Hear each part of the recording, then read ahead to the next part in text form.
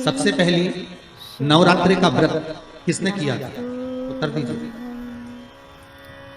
सबसे पहला नवरात्रि का व्रत, नवरात्रि की उपासना सबसे पहले किसने करी थी? भगवान राम ने। अश्विन के नवरात्रि में भगवान राम ने 9 दिन तक कलश की स्थापना कर लंकाधिपति रावण को मारने के लिए मां जगत जननी की आराधना की। भगवान राम ने मां जगत जननी की आराधना, मां जगदम्बा की आराधना। और कहते हैं मेरे राम ने प्रतिदिन मां आद्यशक्ति को निमंत्रण दिया और मां जगत जननी से विनती निवेदन कर कहा कि आपको प्रतिदिन आना पड़ेगा। इसलिए देवी भागवत में लिखा है कि नवरात्रि में एक दिन, जैसे प्रतिपदा है, पहला दिन है तो 1 कन्या का पूजन करो, द्वितीया है तो 2 कन्या का पूजन करो, तृतीया है तो 3 कन्या का पूजन करो, चतुर्थी है तो 4 कन्या का पूजन करो, पंचमी है 5 कन्या का पूजन करो, छठ है 6 कन्या का पूजन करो, सप्तमी है 7 कन्या का पूजन करो, अष्टमी है 8 कन्या का पूजन करो, नवमी है, जम के बोलो, 9 कन्याओं का पूजन करो। और अगर इस तरह से आप पूजन नहीं कर सकते नवरात्रि में तो 9 कन्याओं का पूजन एक साथ या तो अष्टमी के दिन या नवमी के दिन कर दो, या मध्य में बीच में भी आप कर सकते हो एक साथ। पर अगर आपकी कोई कामना है, आपकी कोई इच्छा है, मालूम पड़े, जैसे कई लोग कहते हैं कि हमारी इच्छा है, हमारी वो मकान नहीं बिक रहा, या हमारी वो जमीन नहीं खरीदी जा रही, या हमारी कोई कंपनी नहीं डल रही, या हमारे काम में ये अड़चन आ रही है, तो नवरात्रि में 4 नवरात्रि में से किसी भी नवरात्रि में आप नियम बना लो कि एक कलश की स्थापना कर एक दिन में 1 कन्या का पूजन कर उसको भोजन कराना, लाल वस्त्र देना, लाल चुनरी, दूसरे दिन में 2 कन्याओं का पूजन करके लाल वस्त्र उड़ाना, लाल चुनरी देना, तीसरे दिन में 3, चौथे दिन में 4, पांचवें दिन में 5, ऐसे 7-9 दिन तक एक कन्याओं के क्रम को बढ़ाते बढ़ाते बढ़ाते बढ़ाते आप उस पूजन का विधान प्रबल कर सकते। आज किसी का फोन था सुबह, तो कोई कह रहे थे कि हमें गुरुजी से बात कराओ, तो समीर जी ने बताया कि फोन आया था और वो बोल रहे थे कि हमें नवरात्रि में अगर मान लो कोई साधना करना हो तो कौन सी साधना करना चाहिए, हम किसकी आराधना करें, हम 9 दिन तक किसकी साधना करें। तो अगर बन सके तो देवी भागवत में सबसे सुंदर साधना यही है कि हम एक दिन में 1 कन्या के चरण धोकर पूजन कर उस कन्या को भोजन कराकर उसका स्मरण करें। हाँ, ये जरूर है कि कोरोना महामारी चल रही है तो इस नवरात्रि में भले ना करें, पर आगे की नवरात्रि में जब नवरात्रि अच्छे रहे, कोरोना से मुक्त रहे, तब आप किसी कन्या को 1 दिन में 1, 2 दिन में 2, 3 दिन में 3, 4 दिन में 4, 5 दिन में 5, ऐसे नवरात्रि 4 बार जो नवरात्रि आती है किसी भी नवरात्रि में आप स्मरण करें, उसका फल उसका फल हो।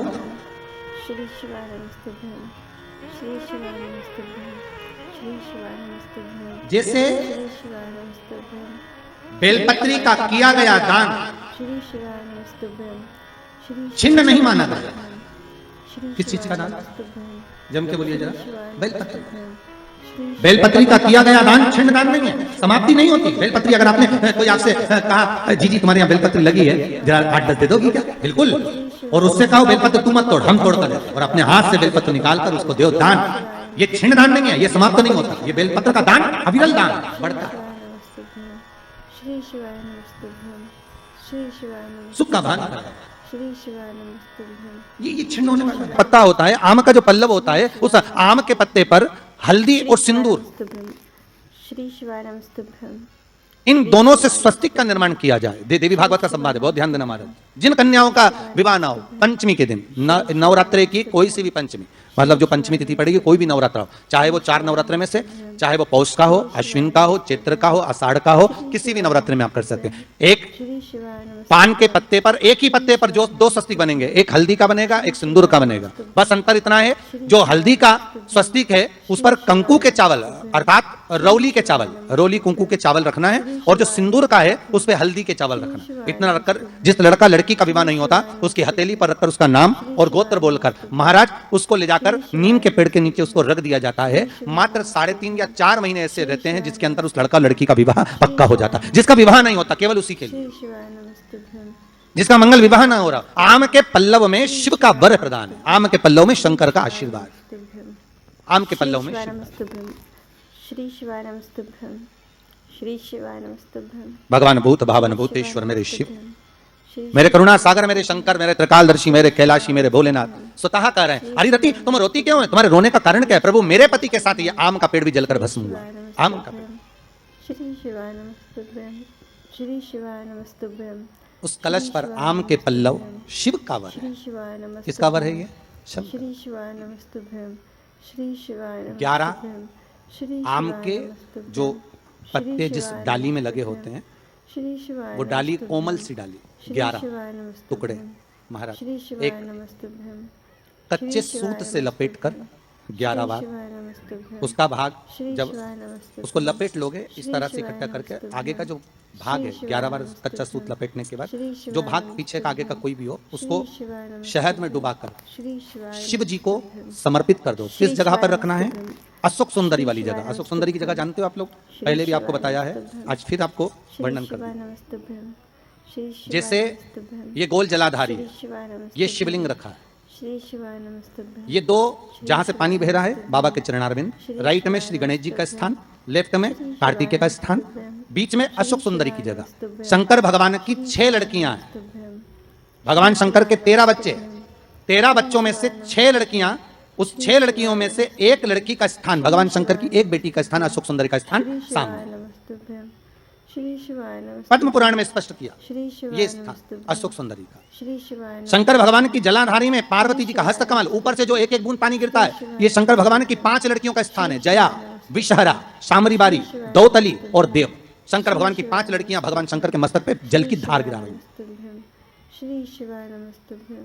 श्री बीच में जो अशोक सुंदरी का स्थान है महाराज, उस जगह पर नमस्तुभ्यं। शहद का मुख, जो शहद आपने भिगोया है, उस शहद का मुख शंकर जी की ओर कर कर इसी चैत्र के महीने में, इन्हीं नवरात्रि में शंकर भगवान के उस अशोक सुंदरी की जगह पर शहद का भाग शिव जी की ओर रख दें।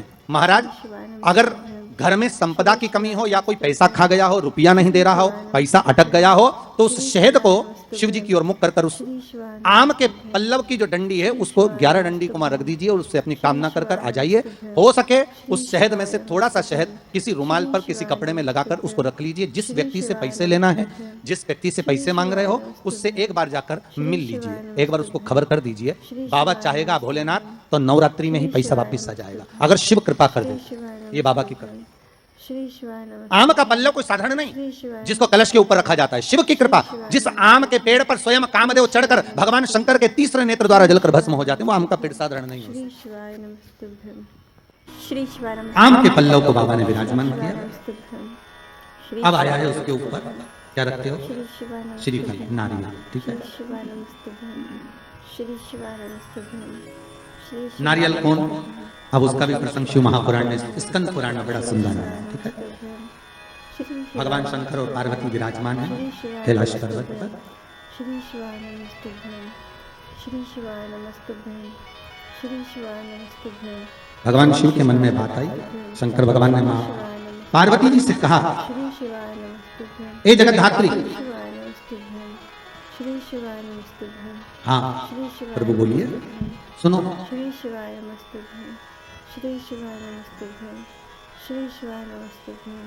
श्री शिवाय पार्वती जी का एक नाम है हेमलता। नमस्तुभ्यं। क्या नाम है? श्री शिवाय नमस्तुभ्यं। हेमलता। श्री शिवाय नमस्तुभ्यं। श्री शिवाय नमस्तुभ्यं। कई लोगों ने पूछा कि ये श्री शिवाय नमस्तुभ्यं। श्री जो शिवाय पार्वती जी का हेमलती जो नाम है, श्री शिवाय नमस्तुभ्यं। नाम का हेमलती, अब उसको कर दिया हेमलता, है ना। तो ये माता पार्वती का हेमलती नाम किस जगह पर है? शिवाय नमस्तुभ्यं। तो देवी भागवत में आता है कि जिस जगह पर शंकर भगवान ने पार्वती से एक बात कही कि हमारा मन है श्री शिवाय नमस्तुभ्यं। कि हम दोनों बालकों की परीक्षा लें, श्री शिवाय और पार्वती जी ने जब भगवान शिव से कहा कि बच्चों की परीक्षा क्यों लें, श्री शिवाय नमस्तुभ्यं। श्री संतान अपनी है और इनकी परीक्षा हम क्यों लें? श्री शिवाय किसी- नमस्तुभ्यं। श्री शिवाय नमस्तुभ्यं। श्री शिवाय नमस्तुभ्यं। श्री शिवाय नमस्तुभ्यं। श्री शिवाय नमस्तुभ्यं। माँ पार्वती का जो नाम है हेमलती, नमस्तुभ्यं। हेमलता, इसका कारण केवल इतना था कि ये अपने पति को भी ज्ञान दे देती थी। कई बार इन्होंने समझाया है शिव जी को कि आप ये ना करिए, श्री शिवाय नमस्तुभ्यं। श्री शिवाय नमस्तुभ्यं। आप मत करो परीक्षा, मत करो। शिव तो शिव थे। बुला लिया कार्तिकेय को, गणेश जी को बुलाकर कहा, श्री शिवाय नमस्तुभ्यं। श्री शिवाय नमस्तुभ्यं। बुलाकर बोले श्री शिवाय नमस्तुभ्यं। जो पृथ्वी की श्री शिवाय परिक्रमा पहले कर कर आए, श्री शिवाय नमस्तुभ्यं। श्री शिवाय नमस्ते वो प्रथम गिनती में पूजा जाएगा, श्री शिवाय नमस्ते प्रथम भाग उसको पूज्य, ठीक है। जाओ परिक्रमा कर कर आओ। अब गणेश जी महाराज बैठ गए चूहे पर, कार्तिकेय बैठ गए मोर पर। अब कार्तिकेय घर के बड़े थे, उनको ये बात ध्यान रहे, उनको ये बात का ज्ञान था। श्री शिवाय तो श्री शिवाय कार्तिकेय जी ने कहा अगर माता पिता का कहना नहीं मानेंगे तो अच्छा नहीं लगेगा। तो कार्तिकेय जी तुरंत मोर पर चढ़कर और परिक्रमा करने निकल गए। अब गणेश जी तो चूहे को बुलाए, श्री शिवाय फिर चूहा भग गया, फिर पकड़ के लाए, फिर चूहा भग गया। श्री शिवाय नमस्ते श्री शिवाय नमस्ते श्री शिवाय नमस्ते। अच्छा, गणेश पुराण में लिखा है शिवाय नंदी और भृंगी शंकर भगवान के ये दोनों गण इतने एबले थे महाराज कि गणेश जी जब जब चूहे पे बैठते थे और नंदी और भृंगी चूहे को अपने पास खिलाने के लिए बुला लेते थे। श्री शिवाय नमस्ते श्री शिवाय नमस्ते श्री शिवाय नमस्ते। इनकी आदत थी दोनों की। अब जैसे ही परिक्रमा की बारी आई तो गणेश जी को जैसे ही गणेश जी चूहे को बुलाए और नंदी भृंगी चूहे के सामने थोड़ा सा सामान डालते। गणेश जी को लगा कि आखिर कारण क्या था। गणेश जी ने देख लिया कि ये नंदी भृंगी ने करी है, तो नंदी भृंगी को देखकर कह दिया आप नंदीश्वर, ये अच्छी बात नहीं है, आप मेरा चूहा बार बार बुला लेते हो, तो तुम ले जाओ चूहे को, जाओ। अब उन्होंने चूहे पर बैठ गए, बैठकर जैसे चले शंकर जी के पास में तो शिव जी को प्रणाम कर कहा पिताजी परिक्रमा करने जा रहा हूँ। शंकर बोले जा। अब इनको क्या मालूम था कि यहीं लगा लेगा। श्री शिवाय नमस्ते श्री शिवाय नमस्ते श्री शिवाय नमस्ते श्री शिवाय नमस्ते।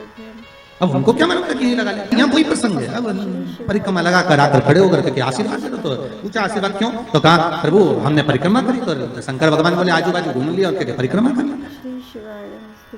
इसको कोई परिक्रमा करते हैं। गणेश जी बोले और नहीं तो माता पिता में आकाश, माता पिता में पताल, माता पिता में पृथ्वी, साप तो माता पिता में और सब माता पिता में, इसलिए आपकी लगा ली सबकी हो गई। शंकर जी खुश हो गए, शंकर जी ने आशीर्वाद दे दिया। अच्छा, बच्चों पर माँ बहुत देर में खुश होती है पर पिता तुरंत पर्स खोल के 500 का नोट देते तो जा। माता और पिता में अंतर है।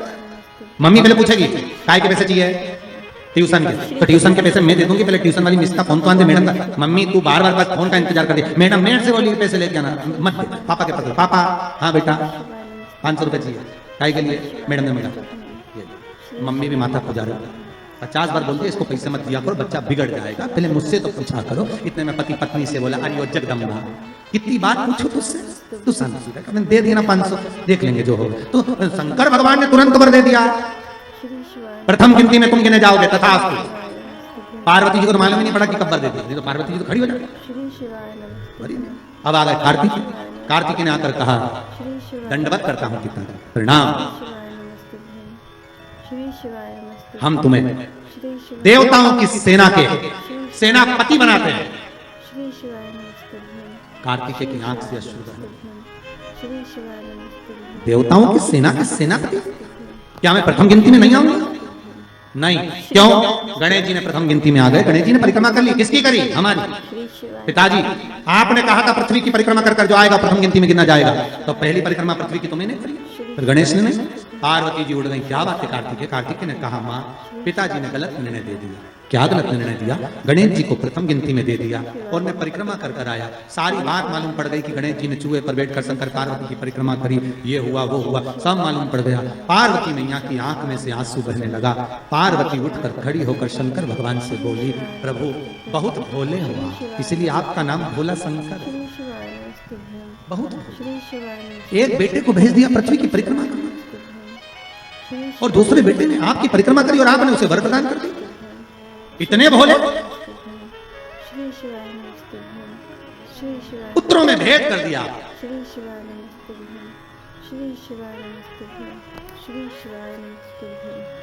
पिता भले कह देता है, बाप कह देता है मेरा बड़ा बेटा थोड़ा समझदार है, मेरा छोटा बेटा ऐसा है, मेरा मंझला बेटा ऐसा है, पिता कह देगा।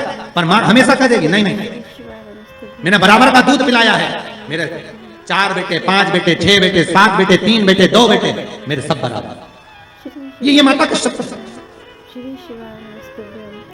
माँ कभी अपने बच्चों में भेद नहीं।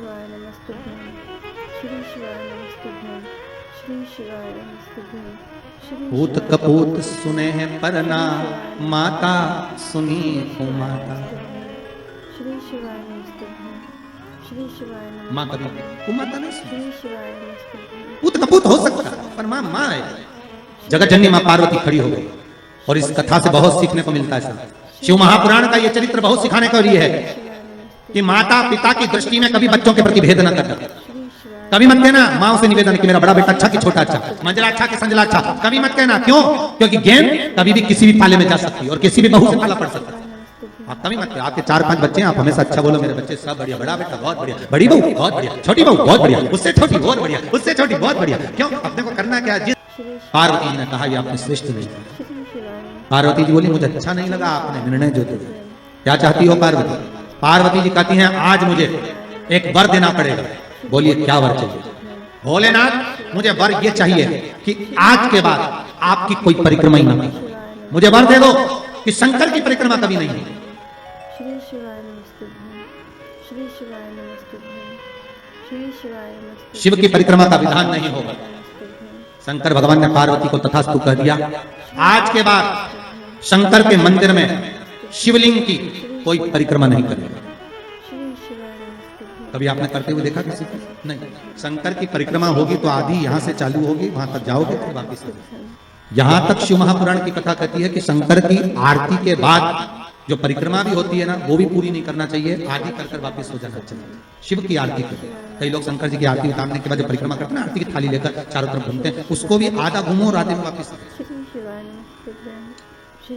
शिव परिक्रमा करना वर दीजिए आप। श्री शिवाय नमस्तुभ्यं आप वर प्रदान करो हमें, वर दे। श्री शिवाय पार्वती मैं तुझे वर देता हूँ, शिव की परिक्रमा कोई नहीं। श्री शिवाय नमस्तुभ्यं और अगर शंकर की परिक्रमा कोई भूल से भी करेगा तो उसको दोष लगेगा, श्री शिवाय नमस्तुभ्यं उसका पुण्य छिन्न। श्री शिवाय नमस्तुभ्यं इसलिए शंकर की परिक्रमा लोग नहीं करते क्योंकि उनने जो दान करा, पुण्य करा, सत्कर्म करा, भजन करा, कीर्तन करा, उसका पुण्य धीरे धीरे धीरे धीरे समाप्त होते चले जाता है। उस पुण्य की छिन्नता होती है। श्री शिवाय नमस्तुभ्यं श्री शिवाय नमस्तुभ्यं श्री शिवाय नमस्तुभ्यं। पार्वती जी बोली प्रभु हमें मेरा निवेदन स्वीकार करेंगे? बोलो क्या बात है? पार्वती जी बोलती हैं आपने गणेश जी को प्रथम पद दिया है तो इस कार्तिकेय को भी प्रथम पद प्रदान करिए। शिव जी बोले ये नहीं हो सकता क्योंकि प्रथम पद एक ही होता है। प्रथम पद केवल एक होगा और वो एक पद मैंने प्रदान कर दिया। अब मैं दूसरा पद कैसे दे? मैं दूसरा पद कैसे प्रदान कर सकता? मैं दूसरा पद कैसे दे सकता? पार्वती एक काम हो सकता है, बोलिए प्रभु। मैं कार्तिकेय को कुछ ऐसा बना देता हूँ कि जहां पर गणेश प्रथम पद में रहेगा तो ये कार्तिकेय भी प्रथम पद में पूजा जाएगा। बना दीजिए। भगवान शंकर ने कार्तिकेय को श्रीफल का निर्माण कर दिया। स्कंद पुराण में क्या बनाया है? श्रीफल, नारियल। ये नारियल किसका प्रतिबिंब है? तो कहा ये कार्तिकेय जी का प्रतिबिंब है। किसका प्रतिबिंब है? कार्तिकेय जी। तो गणेश जी की पूजन जो कलश के रूप में होती है तो उसके ऊपर जो श्रीफल रखाता है वो स्कंद देव है, कार्तिकेय है। वो स्कंद देव, वो कार्तिकेय। जो रखाया गया फल है वो कार्तिकेय का प्रतिबिंब है।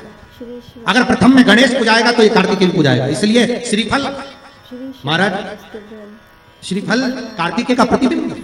सारी 33 कोटि देवताओं की सेना का सेनापति कार्तिकेय सारे ग्रहों को शांत करने के लिए, कार्य को सिद्ध करने के लिए, कार्य की सफलता के लिए, व्यक्ति की मनोकामना पूर्ण करने के लिए कलश के ऊपर क्या रखा जाता है? जम के बोलिए, नारियल, श्रीफल रखा जाता है जो कार्य की सफलता पर। श्री शिवाय नमस्तुभ्यं श्री शिवाय नमस्तुभ्यं श्री शिवाय नमस्तुभ्यं श्री शिवाय नमस्तुभ्यं। साथियों सादर जय श्री कृष्ण। साथियों वीडियो में दी गई जानकारी अगर आपको उपयोगी लगी हो, लाभदायक लगी हो तो वीडियो को लाइक ज़रूर कीजिएगा और ज़्यादा से ज़्यादा लोगों को शेयर कीजिएगा। और गुरुदेव द्वारा बताए गए शिव महापुराण के नए नए उपायों को जानने के लिए और गुरुदेव की कथा के रसद को ग्रहण करने के लिए मेरे चैनल को सब्सक्राइब कीजिएगा। मिलते हैं फिर गुरुदेव की अगली कथा के साथ। तब तक के लिए अपना और अपनों का ख्याल रखिए। सादर जय श्री कृष्ण। श्री शिवाय नमस्तुभ्यं। हर हर महादेव।